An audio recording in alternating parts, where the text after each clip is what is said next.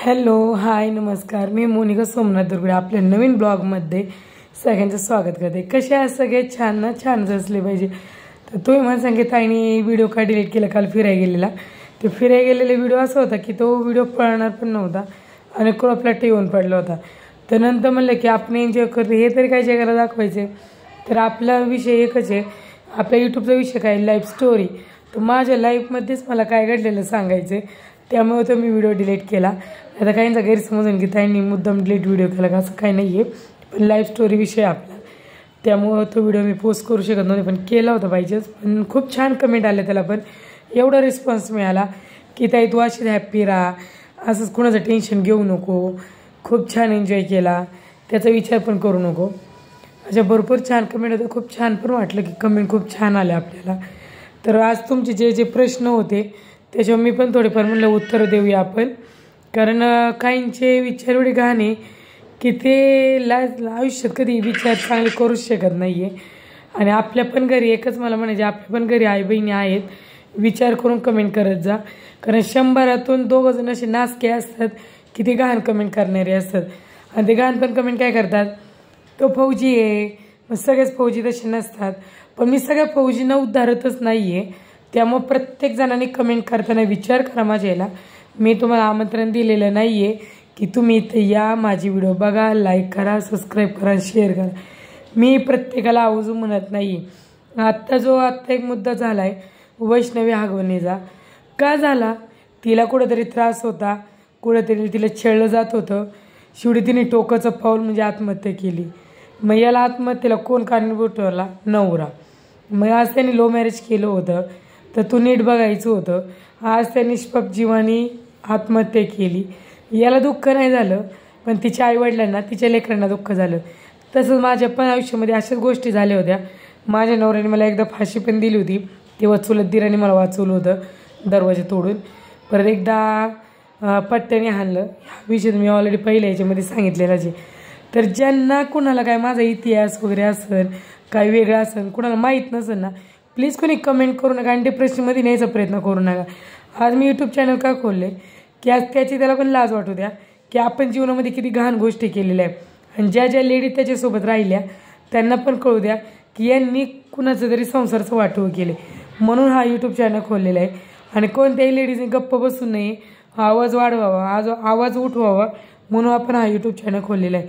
त्यामुळे सांगते, कृपा करून सांगते, कुणालाही वाईट कमेंट करायची असेल तर प्लीज माझी व्हिडिओ नाही बघितली तरी चालते। मी काय तुमच्या पैशासाठी इथं आलेली नाही आहे, नाही व्ह्यूज वाढवा म्हणून आलेली आहे।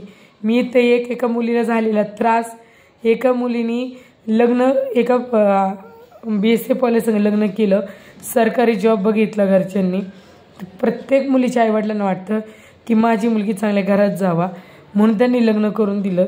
आणि तिथं जाऊन पण एका देशाचं रक्षण करणारा व्यक्ती आज आपल्या बायकोलाच हाण मारित असेल आणि दुसऱ्या बायकांपाशी जात असेल तर काय फायदा? म्हणून हा यूट्यूब चॅनल खोललेला आहे।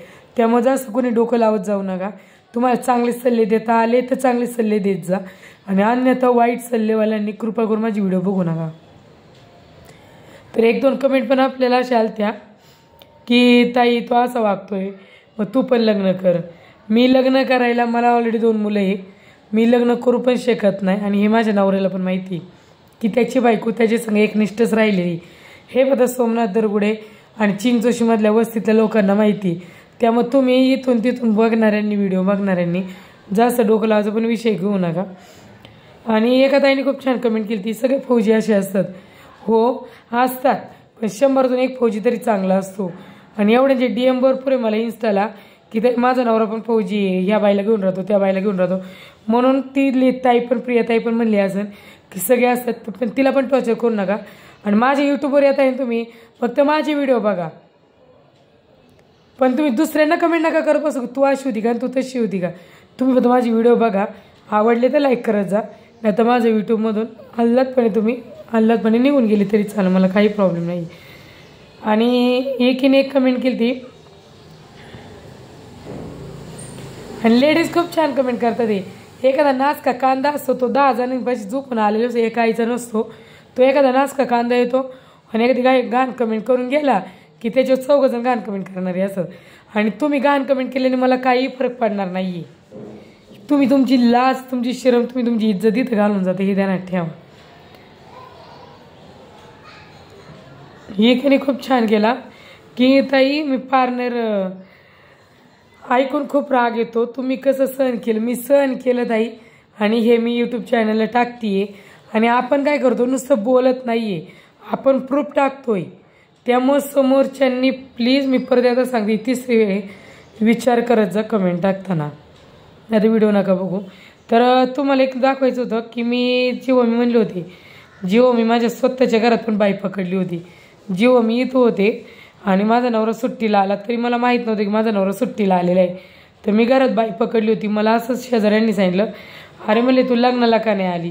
म्हणलं कुणाचं लग्न होतं. म्हणले चुलत नंदचं मुलीचं लग्न होतं.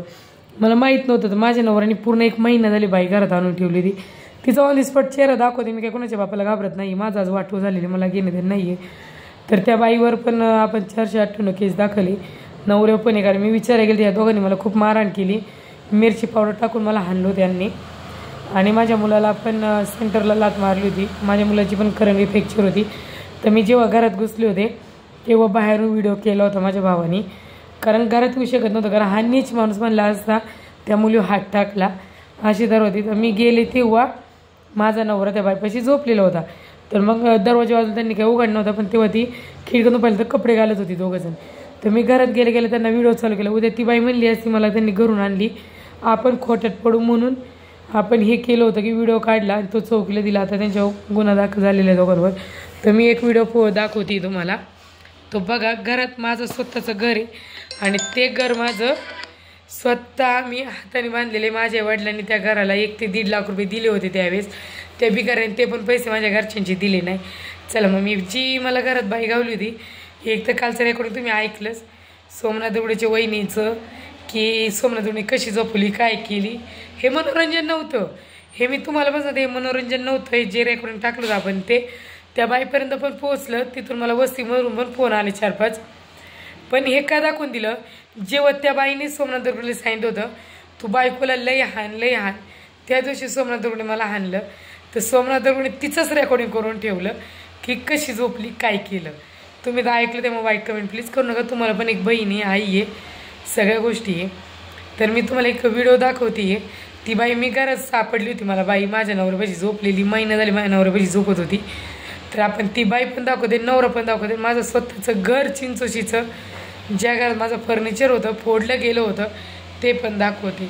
आणि जेवढे तुम्हाला मध्ये मला कोणीतरी कमेंट केली त्या आयोगापर्यंत जा, तर मला ईमेल वगैरे काय करता येत नाही, मी एवढी शिकलेली मुलगी नाही आहे. तर प्लीज तुम्हाला जास्त शेअर करता येईल, आयोगापर्यंत नेता येईल या गोष्टी.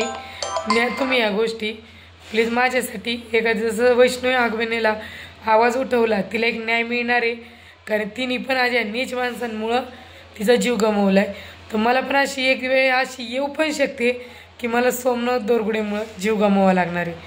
पण एवढंच की वैष्णवीताईंनी तिचा मुलं नाही नेली, तसं मी माझा जीव गमावताना माझी दोन्ही मुलं पण माझ्यासोबत नेणार आहे. कारण मी माझी मुलं माझ्या आईवडिलांपाशी पण ठेवू शकत नाही, कारण माझे आईवडीलच एज झालेलं आहे त्यांचं. त्यामुळे ते तरी कुणाचं बघणार आहे, ते त्यांचं एज झाले, कधी माणसाला देऊन येऊ शकतो. त्यामुळे मी माझ्या वडिलांना पण मुले ठेवू शकत नाही. जेव्हा मी जीव गमवीन तेव्हा माझी मुलं माझ्यासोबत घेऊन गमावणार. पण त्यावेळेस मी सोमनाथ दवडेचं सगळं सोशल मीडियावर आणून मग जीव गमावणार आहे. आणि जीव गमवायच्या वेळेस 1 ते 1.5 तास आधी पूर्ण माझा व्हिडिओ बनवीन आणि पूर्ण सोमनाथ दवडेचे अख्खे फोटो व्हायरल करून मारणार. त्यामुळे सांगते, जेवढे माझे जास्त जास्त व्हिडिओ तुम्हाला व्हायरल करतील तेवढे व्हायरल करत जा. फक्त कमेंट घाण करत जाऊ नका, कारण तुम्हाला पण घरी आई आहे, बहीण आहे, सगळे असतात, बायको असते. तुमच्या उद्या बायकोला तुम्हाला घाण कमेंट कोणी केली तर तुम्हाला आवडेल का? तुमच्या बहिणीला घाण कमेंट केली तर आवडेल का? आज मी पण कोणाची तरी बहीण आहे, कोणाची तरी आई आहे, कोणाची तरी मुलगी आहे. फक्त विचार करून कमेंट करा, फालतू कमेंट करू नका. आणि प्रोत्साहन देताल तर प्रोत्साहन द्या, नाहीतर देऊ नका. शक्यतो वाईट कमेंट आपल्याला येत नाही, पण मागाशी बोलल्याप्रमाणे 100तून 2 नासके तरी खराब असतात की ते इथं येऊन वाईट कमेंट करतात. मग इथून पुढे तुम्हाला ब्लॉग माझे कसे आवडतील? परत सोमनाथ दवडेचं टॉपिक आवडेल का तुम्हाला? माझे पर्सनल ब्लॉग बघायला आवडतील का? माझ्या मुलांची व्हिडिओ बघायला आवडतील का? मी डेली रुटीन बघायला आवडेल? नक्की मला कमेंटमध्ये सांगा आणि तशा प्रकारे आपण ब्लॉग बनवत जाऊया. तर हा ब्लॉग मी इथंच थांबवते. भेटू नेक्स्ट ब्लॉगमध्ये. पण मला चांगल्या कमेंट करा की ताई हा ब्लॉग बनव, फिरायला गेलेले ब्लॉग बनव, मग आपण त्याच्याच आधारित ब्लॉग बनवत जाऊ. का माझं अजून तुम्हाला हिस्ट्री ऐकायची असेल तसं पण सांगा, तसे पण ब्लॉग बनवत जाऊ. चला भेटूया आपण दुसऱ्या ब्लॉगमध्ये.